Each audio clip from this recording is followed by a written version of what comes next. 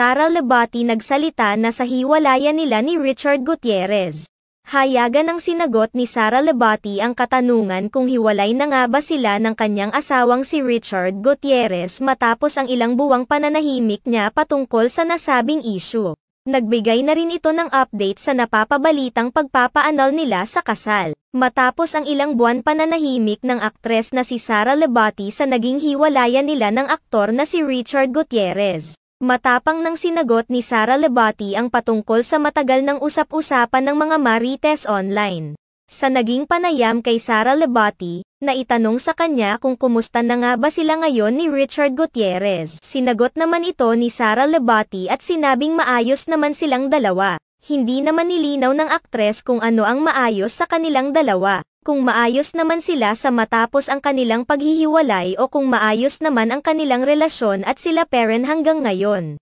Subalit, ayon sa ilang mga netizen na mas kapanipaniwala umano na ang tinutukoy ni Sara Lebati na maayos sa kanila ni Richard Gutierrez ay patungkol sa kanilang co-parenting setup sa kanilang dalawang anak. Dagdag pang pahayag ni Sara Lebati na grateful at feeling blessed din siya ngayon. Ito na rin umano ang oras to just work on herself. Sinagot na rin niya ang mga naunang pasaring sa kanya ni Annabel Rama patungkol sa pagiging maluho at nagwawaldas siya ng pera. Iginiit ni Sara Lebati na wala namang masama sa kanyang pamimili dahil sariling pera naman niya ang kanyang ginagamit.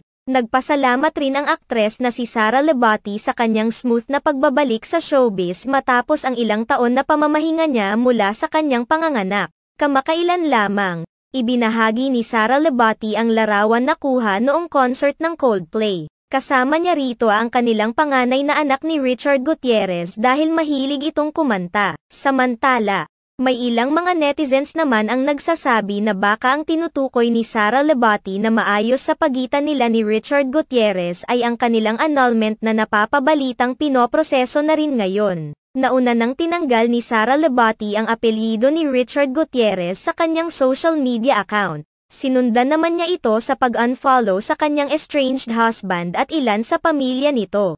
Ngayon, marami ang nakapansin na ang mga larawan nilang magkasama sa Instagram ay binura na rin ni Sara Lebati.